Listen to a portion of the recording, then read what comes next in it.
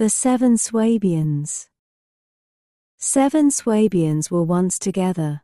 The first was Master Schultz, the second, Jackli, the third, Marley, the fourth, Jergli, the fifth, Michael, the sixth, Hans, the seventh, Veitli.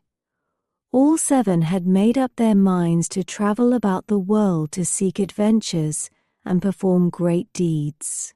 But in order that they might go in security and with arms in their hands, they thought it would be advisable that they should have one solitary, but very strong, and very long spear made for them.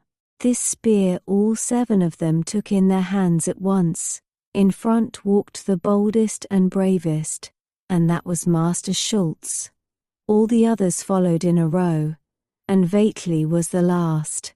Then it came to pass one day in the haymaking month July, when they had walked a long distance, and still had a long way to go before they reached the village where they were to pass the night, that as they were in a meadow in the twilight, a great beetle or hornet flew by them from behind a bush and hummed in a menacing manner.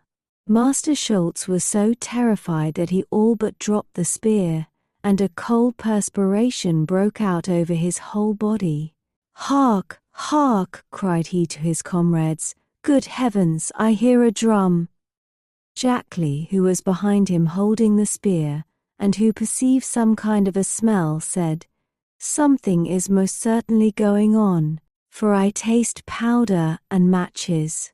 At these words Master Schultz began to take to flight, and in a trice jumped over a hedge, but as he just happened to jump onto the teeth of a rake which had been left lying there after the haymaking, the handle of it struck against his face and gave him a tremendous blow.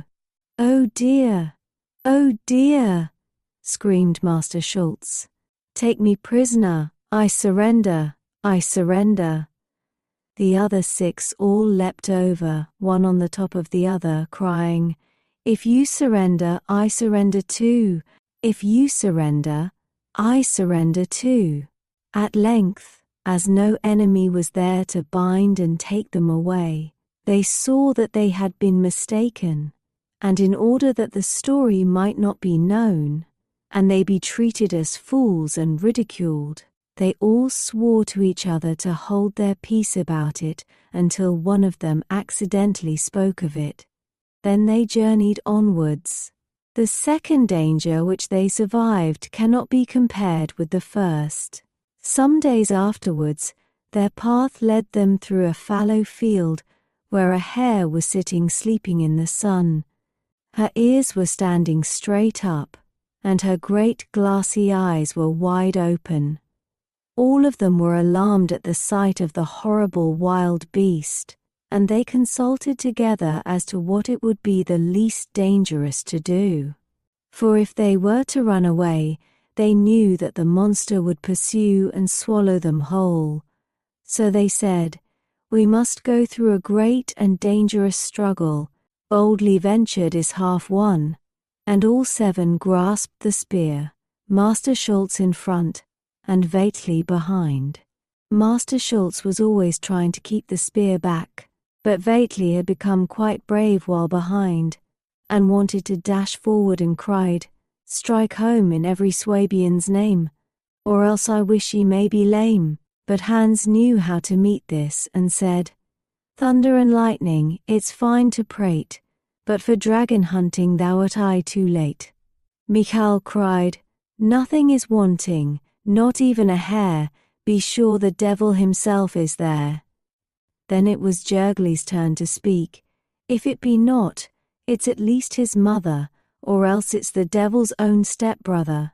And now Marley had a bright thought, and said to Veitli, "Advance, Veitli, advance, advance, and I behind will hold the lance."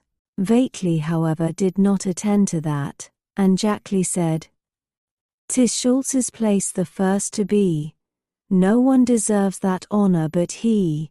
Then Master Schultz plucked up his courage and said gravely, "Then let us boldly advance to the fight, and thus we shall show our valor and might." Hereupon they all together set on the dragon.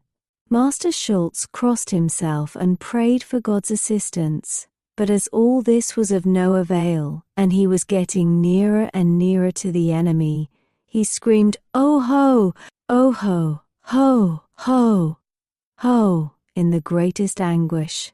This awakened the hare, which in great alarm darted swiftly away.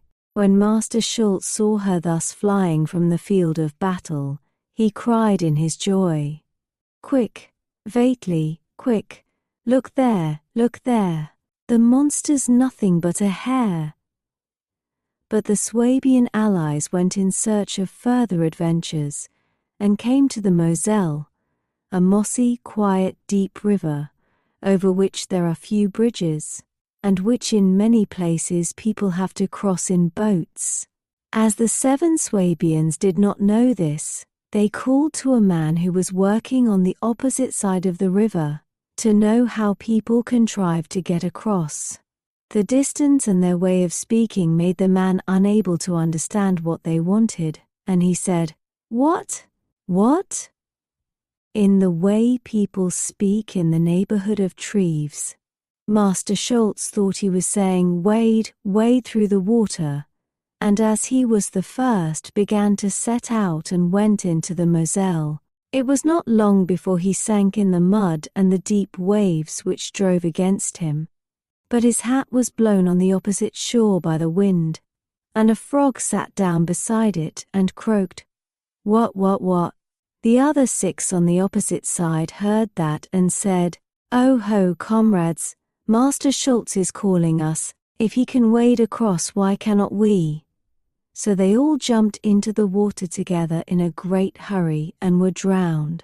And thus one frog took the lives of all 6 of them, and not one of the Swabian allies ever reached home again.